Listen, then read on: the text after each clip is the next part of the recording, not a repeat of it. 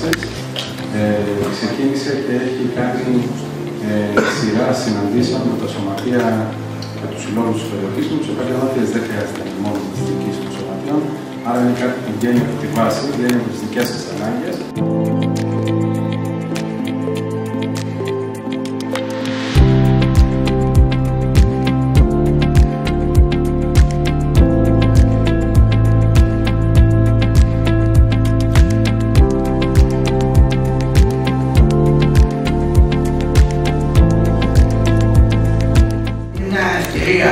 Τα επόμενα 2 χρόνια είναι κάποια εργαλεία που μας δόθηκαν από τη δίκαιη αναπτυξιακή μετάβαση, τα οποία προφανώς το σωματείο μας δεν θα αφήσουν τίποτα απολύτως να πάει αντιμετάλλευτο.